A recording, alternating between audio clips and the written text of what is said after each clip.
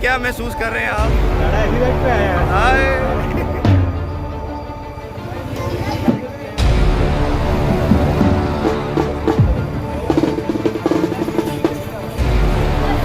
बस ये स्पीड लगानी है और निकल जाना है।